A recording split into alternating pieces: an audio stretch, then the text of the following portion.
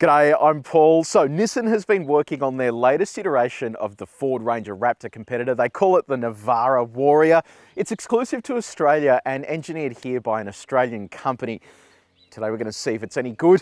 I remember driving the last one and I actually really enjoyed it. So this has had a few visual tweaks in line with the latest Navara updates. So this is priced at a little under $70,000. It competes with things, well, really like the Ford Ranger Raptor and perhaps the Toyota Rugged X Hilux. There really aren't too many competitors in this segment that go this extreme in terms of the off-road equipment. Today we're going to do a detailed review of this car, so if you do want to skip ahead to other parts of the review, you can use the time codes on the screen, or if you're on YouTube, you can scroll down and use the chapters below. And if you haven't done so already, subscribe to our channel, press the bell icon, because that's going to tell you every single time we drive beasts like this.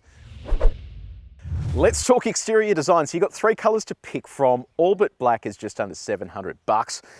What do you reckon about the design? I reckon it looks pretty tough. So this is based on the Pro-4X. So you get the big black section up the front here, the red highlights on that black Nissan logo.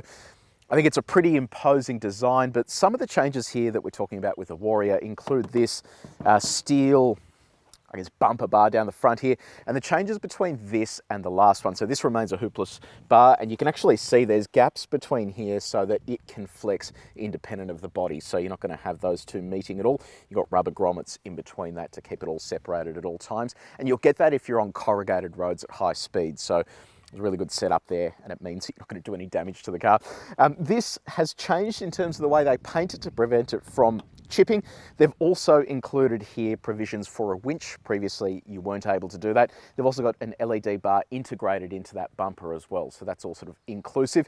If you go beneath the skin, that's all red and it says Navara on that. This is 3mm thick. This provides you protection for the underbody. So if you do collect anything when you are off-roading, it's not going to, rip a hole in the sump or anything like that. So this is a really good addition to have, and it means that you really will be protected from all of the elements when you're driving off-road. So in addition to that, this sits on a 30mm wider track than the Pro-4X that it's based on. Ground clearance has also been increased by 40mm. So you've got 260mm of ground clearance under there now. So it is all changes that are going to make it better off-road. Now, in terms of your headlights, you have a full LED headlight cluster there. I love this design. You've got the four sort of globes in there, and it really sort of looks cool. Decent headlight as well, so at night time you're getting great projection here, plus from that LED light bar. So really good setup there. Let's have a look at the wheels. So around here you've got a set of 17-inch alloy wheels, along with these Cooper all-terrain tyres. Black wheel design in the centre there. It's like a matte black finish. Decent tyre as well. If you're going to be doing some serious off-roading, you need a proper all-terrain tyre, and I think this will get the job done nicely. Up the top here, you have some bespoke wheel arch protection for the Warrior. You can see here, it was the BT50 Thunder that we were driving that didn't really connect nicely down there or at the back here, and they've just got a decent setup here so it doesn't look too strange or aftermarket. Now, talking about the changes to the suspension, they've got revised springs and dampers in here. Now, what that means is that when you get closer to full extension, especially at speed, it handles that full extension a whole lot better instead of just bottoming out and giving you a shunt through the cabin. So if you are going to be doing any sort of jump related things, this is going to handle that a whole lot better. In terms of the ride firmness, the engineering company has upped the high speed rebound rate by 50% and the compression rate by 100% compared to the standard Pro-4X. And there's also changes to the rear rebound rate as well, so it feels a little less jittery when it is on that corrugated stuff at higher speed. So I'll be interested to see if that actually works and whether we can feel that behind the wheel when we go for a drive. Righto, down the side here, you've got the standard side steps. I would have loved to see something here similar to the Ranger Raptor, where they had like a proper sort of steel or metal setup down the side there, whereas this is just plastic, and it feels like it could be a bit of a weak spot in the car if you lean it on any rocks or anything like that. I think it's going to bend a little bit. Down here you've got a camera built into that wing mirror along with an LED indicator, piano black around that wing mirror. You've also got piano black up the top here on the roof rails, privacy glass. You get this pretty cool looking sports bar, I guess you call it. This is with the Pro-4X, so it gives it just a little bit of character on the road. Pro-4X sticker there, but then you get Warrior underneath it as well, so everyone knows that you're driving the Warrior. More of those flared wheel arches, and then whip around to the back. Now, customers were saying that they wanted more payload and also greater GVM. So GVM is up by 100 kilos, and payload is now at just under 1 ton. Now that's important because something like a Ranger Raptor has nowhere near as much payload as this and also can't tow as much as this. This has a 3.5 tonne brake to towing capacity. So they actually have put a bit of work into making this a usable work ute plus a fun weekend ute. Black Nissan logo there with red lettering. And then this is kind of new to the Navara. Well, this update of the Navara, they've got like that little lip there. Unfortunately, the top isn't protected. So if you do have anything that sits inside that tray, it's going to lean on this and potentially scratch it over time. So it is a shame that doesn't have any protection on it. But in terms of the inside of your tray, you've got a torsion bar there to make this easier to open and close. You've got these cool rails on the side as well, so you can undo those and move them around as required. It's a good system and it means that you get a bit of versatility there in terms of where everything sits inside the tray. Now, speaking of the tray, in terms of the dimensions, it comes in at just under 1,500 millimeters long, and you'll get a little over 1,100 millimeters between the wheel arches. So decent setup there, and it comes standard with this bed liner as well. So let me know what you reckon about the design of this in the comments section below. Do you think this latest Warrior looks better than the first generation? I'm hoping it is better in the sense of how it drives. The first one was good, but the changes they've made to the suspension here should mean that it is a little bit better. So let me know in the comments section below what you think. So we are inside the Warrior. Let's start off with the keys. So you've got standard sort of Nissan key, logo up the top, lock, unlock, and then it's blank on the back. This is a proximity sensing key, so you leave that in your pocket. Once you're inside, you've got the push button start. Now, let's talk about the design here. It does look pretty old school. They've stuck with commercial with all of these hard plastics along the top there. Probably not such a bad thing if you're pretty rough and tumble with your ute, but if you have a look at stuff like the new Ford Ranger, it's starting to feel a little bit dated here in terms of the design. That includes all of this piano black that in a standard car gets pretty dirty pretty quickly. Here, I think at a trade vehicle, it's going to get dirty very quickly. In terms of your Warrior specific changes to the interior, there isn't really a great deal here. So the Pro-4X basically steps it up a notch over the standard Navara in terms of visual appearance. So got that black logo with the red lettering. You get Pro-4X written on the seats there, but you get Warrior up the top here when you do select the Warrior package. And that includes all this stuff. You've got the red stitching, white stitching through the center there in that kind of ribbed design. It is a little disappointing here with the Navara that they deleted things like the storage up the top there and also the cup holders under the air vents. For some reason that disappeared with this latest Navara update. But look, outside of that, your touch points. So on the center here, that's really nice and soft. And on the door as well, that's soft enough. How soft is it? Well, we've tested the main surfaces in this cabin with our gyrometer. If you want to see how this car compares to other cars we've tested before, have a look at the link here in the description. Now, build quality, what's it like? So we'll do our little shake test. It feels not too bad. A little bit of flex there in the center, but for the most part, this feels nice and solid. Finally, our door test. Yeah, it sounds okay, not too bad. Moving on to infotainment. So thankfully when the Navara got upgraded, it got an upgraded infotainment system. And that means you now have an 8-inch display. And in addition to that, you have inbuilt satellite navigation. Look, it's not the fastest thing in the world, but it is there if you don't want to pair your smartphone for mirroring, which also then comes with maps. You get AM, FM, DAB+, digital radio, and that's all plumbed through a 6-speaker sound system. Sound system is okay, not amazing, but you do get smartphone mirroring in the form of Apple CarPlay and Android Auto. Look at that. That looks nice and quick. Gets through those menus very quickly, and full screen integration there as well for Apple CarPlay. And this is what Android Auto looks like. So again, full screen and really nice and snappy there as well. I do find it interesting how some integrations of Apple CarPlay and Android Auto are fast and some aren't, whereas this one's actually pretty good, which is nice.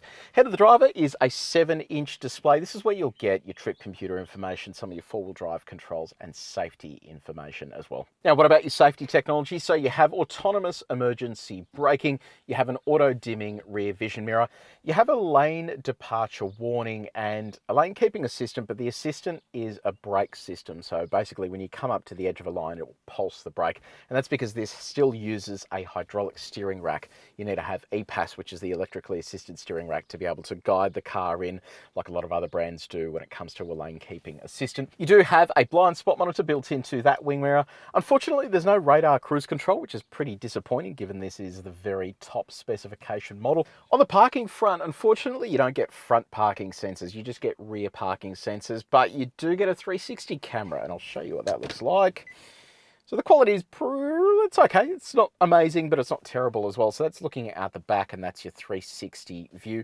You'd also have an off-road camera as well, which we'll run through when we do a bit of light off-roading, but you can see down the front there as well. You get a bit of vision, and then also moving grid lines as well. Moving on to practicality, and we'll start with your USB connectivity.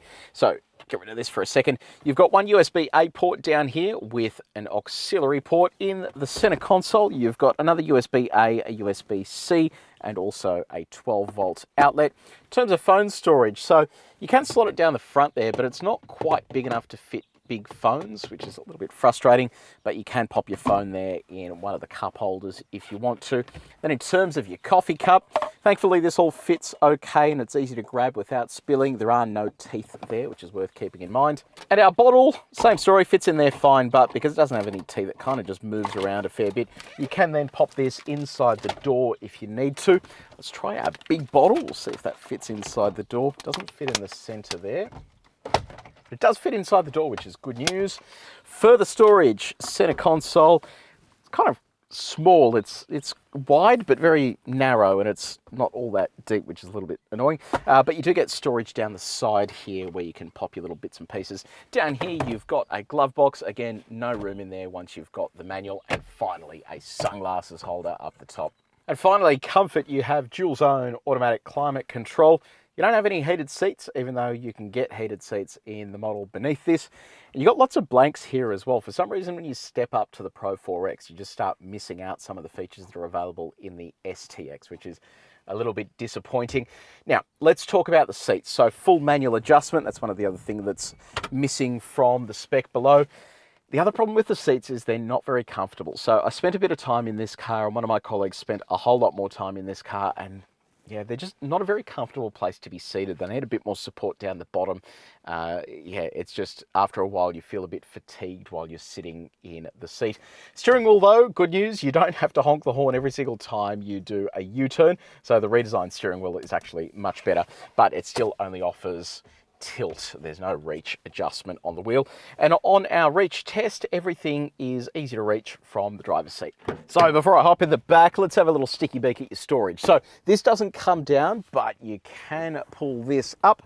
Once you do pull this up, you can latch that into position so it doesn't go anywhere, but you do have two hidey holes under here. One is for the jack and the other is for your bits and pieces. Not a huge amount of room, but it's there nevertheless. Pop this back down. You can hop in, grab that grab handle, and then once you're inside, you've got an okay amount of knee room, but not amazing, and toe room is okay, but not amazing again. Headroom is pretty reasonable. In terms of your creature comforts, you have a center armrest here with two cup holders. Bottle goes into there without any dramas, but no teeth, so it sort of moves around a little bit. You can pop this inside the door if you need to as well without any dramas. You've got air vents down here, which is good news, plus a USB-A outlet as well. No matte pockets, but you do have ISOFIX points with top tether on the outboard seats. One of my favorite features of the Navara though is the sliding window. I love that it has that. Gives you a little bit of airflow in the cabin without needing to open these other windows. So we're on the road in the Navara Pro-4X Warrior. So powering this is the same engine as the rest of the Navara range, which is a 2.3 litre twin turbocharged diesel. Makes 140 kilowatts of power and 450 newton meters of torque.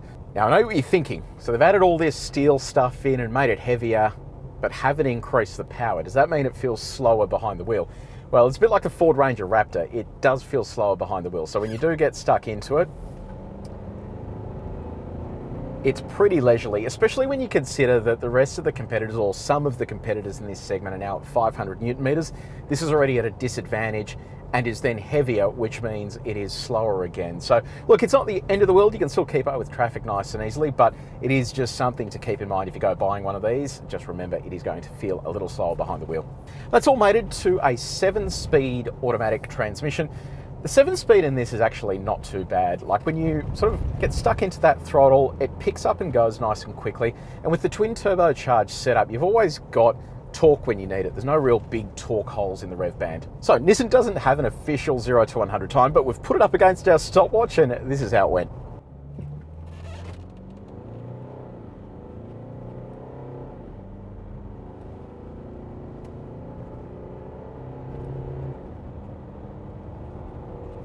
Nissan claims a combined fuel economy of 8.1 litres per 100 Ks. Let's have a look at what we're sitting on.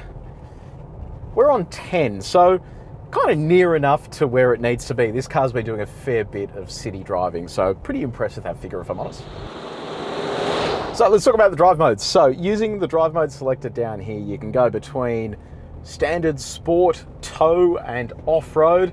So standard is just all pretty straightforward. If you slot it up to sport, you can feel the gearbox is immediately more responsive and ready to jump back through gears, and tow mode will take advantage of gears to make sure you're not going to ruin your engine while you're doing 100 k's an hour with a giant load on the back. Let's have a quick chat about the ride. So this is part of the work that the engineering company did here in Australia to change the way this ride's compared to a standard Navara. And of course, a standard Navara, up above and beyond the rest of the utes in this segment, uses a coil-sprung rear end as opposed to leaf springs. And generally it's pretty good, but it can get a little jittery if you hit a set of corrugations. This suspension setup though has really balanced it out nicely. So it's soft enough, but still capable of handling loads and corrugations without making the car buck about. What we found in some of the American trucks, the bigger trucks, the second you start trying to get tricky with suspension, the car just floats all over the road. So what they've done here with the springs and the dampers really has given it just a good level feel, and it means you can drop a tyre off the edge here with confidence, knowing that if you do hit any potholes or bumps, it's not going to run away from you. So yeah, it is a nice setup. Doesn't feel anywhere near as good as something like a Ranger Raptor, but given the limited window of opportunity they have to change the tuning on these, I think it's actually not a bad job. All of that drive is sent through the rear wheels, so it is two-wheel drive only in high range. You then have 4 high and 4 low, which I'll go through when we go do a bit of off-roading. But yeah, I think some utes are now moving into that space of full-time four-wheel drive. We've seen with the new Ford Ranger that some of those variants will be full-time four-wheel drive. It is fine in this sense, but I do find in the wet, for example, it is a little bit sketchy because you don't have as much traction available with these all-terrains. Same story with Ranger Raptor. In the wet, it's just not that great. So it would be nice if they actually had a 4-high system that actually works on sealed surfaces in these utes. Let's talk about the steering. So, you know, I mentioned earlier on that because this doesn't have an EPAS system, it doesn't get the lane departure or the lane keeping assistance stuff, rather, like a lot of other utes in this segment where it'll steer you back into the lane.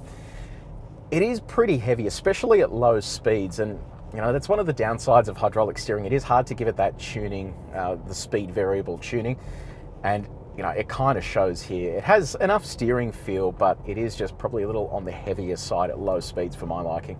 All right, let's pop this into sport mode. We've got our corner coming up here. Let's see what it feels like as we dial it in.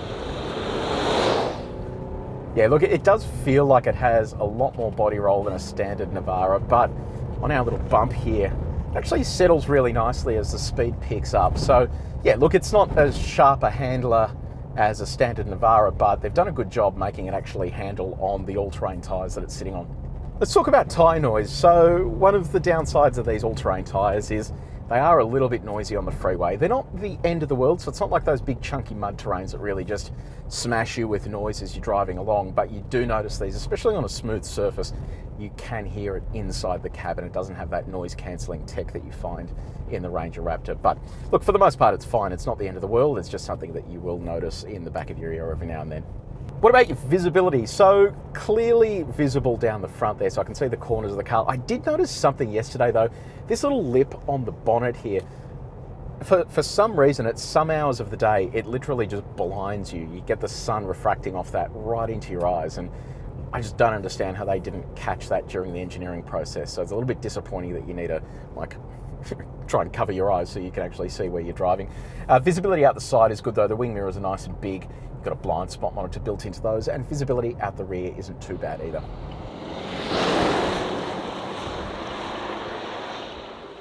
Righto, time to do a little bit of light off-roading. Let's see how the Warrior does off the beaten track.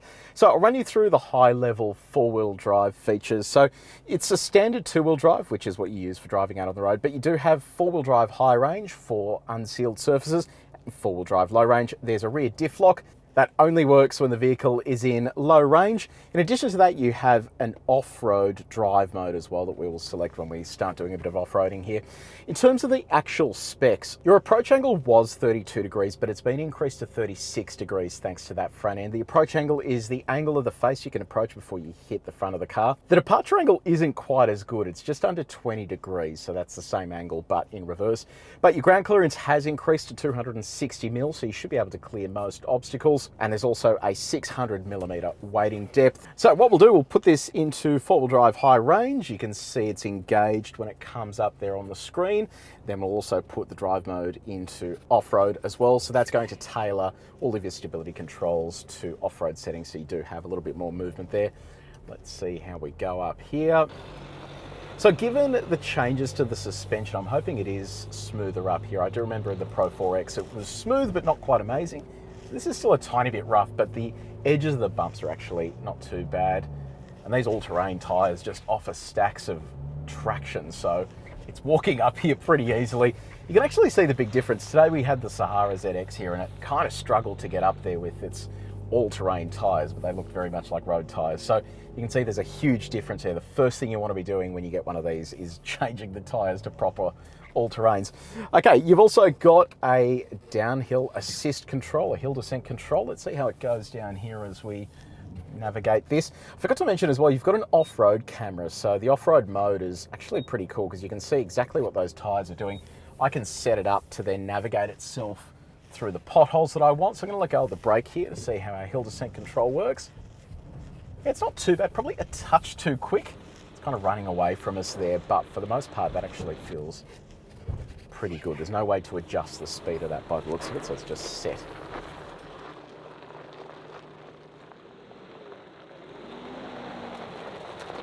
Okay, next up is our offset mogul and our little seesaw here. So we'll chuck the car up on the side. We roll through this. I'm going to stop it just here in the center. We'll see how strong the chassis is. So this is going to flex the car right now. We're getting to the point about there where it's fully flexed and it's moving around a little bit. Yeah, no problems there. Able to open and close the door. All good. It was, I think the LDV T60 was the last car we tested here where the door caught on the latch when it closed, which kind of tells you there's a fair bit of flex going on there with the body. All right, we're getting up to our offset mogul here. What this is going to do is give us full wheel extension at the rear there. We'll be able to see how it copes. There we go. So we have a tyre off the ground. I want to see how it copes here with no traction. So I don't have the rear diff locked. It's just in 4 high. I've left traction control on. We'll see if it can get us out of here. So my foot's off the brake. I'm leaning into the throttle. There we go. I can see that wheel locking. That's actually really impressive. So all it's doing is just grabbing and pinching at that rear wheel to give the car a little surge of torque onto the wheels that actually have traction with the road. So pretty good setup there. Didn't have to really do anything too much to fiddle with that. I do have something slightly more challenging though. Let's go give that a crack. Now we've got our steepish hill here. So it's a concrete hill, but it's got some moguls as you climb it. So this is really going to put the four-wheel drive system under a lot of stress, because what it's going to tell it to do is all of a sudden send torque from one wheel to another as it starts losing traction, and it wants to be able to keep that momentum up the hill. Otherwise we'll start rolling back and who knows what will happen. So what I'm going to do is put this into low range. You can see that's engaged there. You have to put it into neutral to do that. It automatically brings up your off-road camera. I'm also going to lock the rear diff lock, and let's do that. Line up the hill and we'll see how it goes. Now, when this is all set up in this mode, you can see ABS is switched off, traction control's off, and so is the forward collision warning. Let's see how it goes. A little bit of knocking there.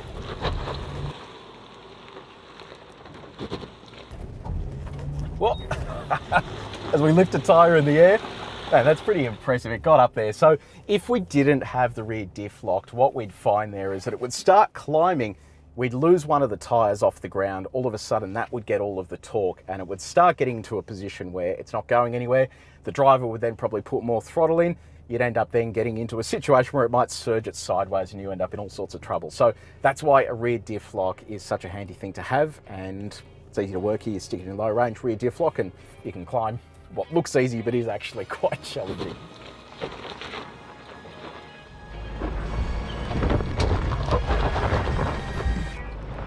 So the Navara Warrior, look, it's not quite a Ranger Raptor in terms of its ability, and it is let down by the engine, just feeling a little underdone. That's before you even fit all the heavy stuff to it. But have a look at it. I reckon it looks tough as nails. And look, it will go pretty much anywhere you need it to go. Those tyres are fantastic. It's got plenty of wheel articulation.